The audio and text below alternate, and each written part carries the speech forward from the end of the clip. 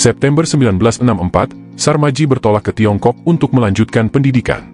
Karena itu, tatkala setahun kemudian G30S meletus, dia tidak berada di Indonesia. Dia mengaku bisa lama tinggal di Tiongkok, tapi, karena tak bisa berbuat apa-apa, sementara ingin meneruskan perjuangan, maka saya pindah ke Nederland. Di Belanda dia bisa berhubungan dengan banyak teman, terutama Profesor Wertheim dan Slamet Feiman, salah seorang pejuang kemerdekaan Indonesia. Mereka berdua membantu Sarmaji memperoleh advokat. Kalau ke Belanda dengan alasan cari kerja, demikian advokat, maka Sarmaji tidak bakal diterima. Dia dianjurkan untuk mengemukakan alasan politik. Lalu pengacara itu bertanya, apakah Tuan mengerti tentang Soekarno? Dengan tegas Sarmaji menjawab, ya. Bisakah Tuan menjelaskan sedikit tentang Soekarno, dan apakah Tuan mengerti perkara Soekarno? Kembali Sarmaji memperdengarkan jawaban tegas, ya.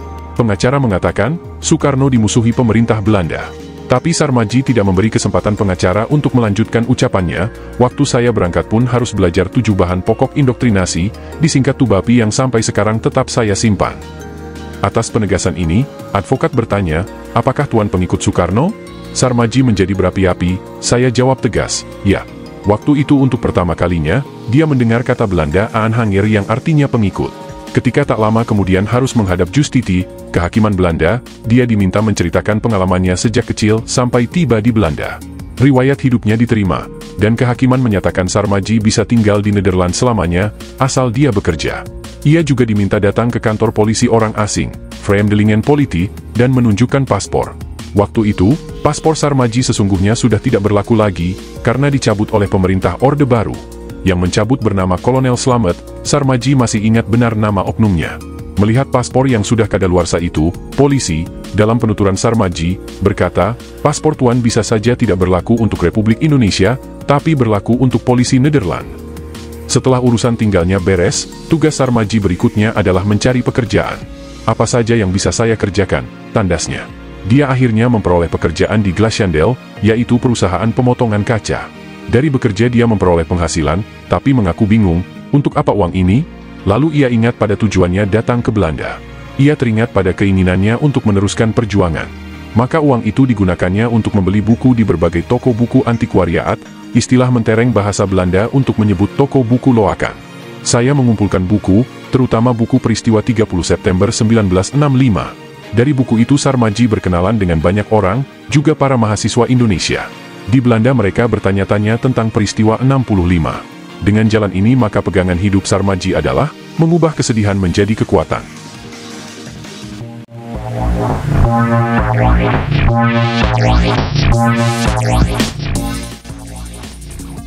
Bulan September, sebagaimana biasa, sudah sejak tahun 1965, saat ketika di Indonesia rezim Orde Baru Jenderal Soeharto mulai ditegakkan di bumi Indonesia, di mancanegara, teristimewa di media internetnya, bermunculan banyak tulisan sekitar G30S. Lebih-lebih lagi sekitar pembantaian massal terhadap orang-orang PKI, dituduh PKI, dan para pendukung setiap Presiden Soekarno dan orang-orang kiri lainnya. Yang disoroti ialah, berlangsungnya kampanye pemusnahan terhadap golongan kiri, yang dimulai pada tahun-tahun 1965, 1966, dan 1967. Kasus itu menjadi topik dan fokus perhatian dunia. Tidak sedikit para pemeduli Indonesia di dunia internasional, membuat analisis dan mencanangkan, bahwa suatu kudeta merangkak sedang berlangsung di Indonesia. Pelakunya adalah Jenderal Soeharto. Korbannya adalah Presiden Soekarno. Dunia Barat menyambut riang perkembangan di Indonesia itu, bahkan memberikan dukungan politik, ekonomi, finansial dan persenjataan pada Orde Baru, yang lahir dari pertumpahan darah terbesar di sepanjang sejarah perubahan kekuasaan di dunia ini.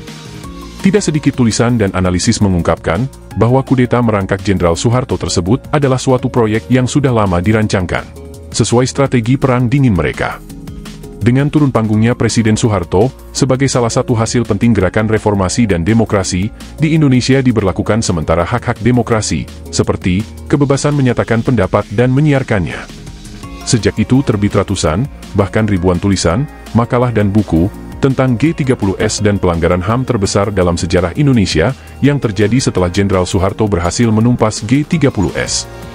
Selama berkuasanya rezim Orba, Indonesia ditutup rapat dari semua informasi independen sekitar G30S. Publik melulu dijejali penulisan dan propaganda penerangan AD dan media lainnya yang dibolehkan oleh rezim mengenai G30S menurut versi pemerintah. Sejak jatuhnya Soeharto, Indonesia menjadi terbuka bagi semua informasi dan penulisan sekitar peristiwa 1965 dan G30S yang bebas dari pengontrolan dan pelarangan penguasa. Sesuatu yang disambut oleh publik yang berhasrat menciptakan suatu masyarakat madani di Indonesia. Suatu kenyataan, tidak banyak yang tahu, bahwa selagi Presiden Soeharto masih berkuasa dan Orba berjaya, di saat Indonesia merupakan daerah terlarang bagi setiap literatur mengenai G30S, selain versi rekayasa pemerintah, seorang warga Indonesia di Amsterdam, yang terhalang pulang, bernama Sarmaji, mulai menghimpun suatu dokumentasi, meliputi siaran, penerbitan, buku dan makalah sekitar peristiwa tahun 1965, khususnya sekitar G30S. Sarmaji melakukannya sebagai perlawanan terhadap politik penerangan Orba, yang menutup warga Indonesia dari semua informasi independen. Dokumentasi yang dikelola Sarmaji menerobos Orba, yang memasung informasi terhadap warga negara Indonesia dan dunia. Tetapi di Belanda, siapa saja yang berkunjung ke dokumentasi Indonesia Amsterdam, bisa mengakses berbagai informasi tertulis mengenai Indonesia, khususnya mengenai G30S. Sarmaji membangun dokumentasi Indonesia di Belanda, adalah sesuatu yang tidak pernah terjadi sebelumnya di Holland. Suatu himpunan dokumentasi mengenai G30S yang lain, bahkan, bertentangan dengan versi pemerintah Orba. Di Indonesia, umumnya, masyarakat hanya boleh tahu versi Orba yang direkayasa mengenai G30S. Di Amsterdam dengan tekun Sarmaji menyusun sebuah dokumentasi mengenai G30S. Dengan demikian pembaca memperoleh bahan informasi dan dokumentasi yang berimbang mengenai G30S. Di Amsterdam, Sarmaji menembus pemberedelan informasi yang dikenakan Orba terhadap warga Indonesia. Di Belanda tidak sedikit berdatangan dosen dan guru besar Indonesia, siswa dan mahasiswa Indonesia, yang berkunjung atau melakukan studi dan penelitian ilmiah. Mereka-mereka itu berdatangan ke negeri Belanda, dari berbagai perguruan tinggi Indonesia, seperti Universitas Indonesia, Universitas Gajah Mada, berbagai universitas Islam, Universitas Diponegoro, Unpad dan lain-lain. Tiba di Belanda mereka segera memperoleh informasi yang tersebar dari mulut ke mulut, tentang keberadaan dokumentasi Indonesia di Amsterdam yang dikelola oleh Sarmaji. Bagi sarjana-sarjana Indonesia seperti Dr. Asfi Warman Adam, Profesor Dr. Bambang Purwanto, sejarawan muda Boni Triana, dan Dr. Muridan, Perhimpunan Dokumentasi Indonesia, Amsterdam, tidak asing lagi. Mereka biasa berkunjung ke sana. Juga para pakar, peneliti, dosen dan profesor asing yang melakukan studi dan penulisan mengenai Indonesia, yang berkunjung ke KIT, ISG dan lembaga pengetahuan lainnya di Belanda, banyak yang memerlukan berkunjung ke Perhimpunan Dokumentasi Indonesia, Perdoi.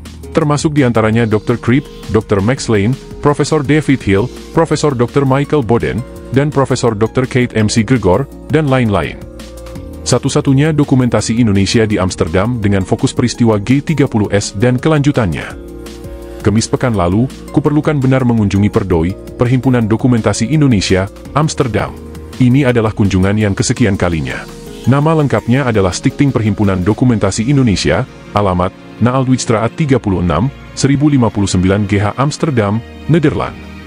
Pada permulaannya lembaga ini didirikan untuk menghimpun dokumentasi mengenai kasus G30S. Kutanyakan Sarmaji, pemrakarsa dan pengelola Perdoi, mengapa Bung memulai prakarsa ini? Ya, jawab Sarmaji. Saya ada di Belanda disebabkan oleh terjadinya peristiwa G30S. Sebagai mahasiswa di Beijing, saya menolak menandatangani dokumen yang disodorkan KBRI Beijing untuk mengutuk Presiden Soekarno. Akibatnya paspor saya dicabut oleh penguasa Indonesia. Bagaimana toh? Saya ini pendukung Bung Karno.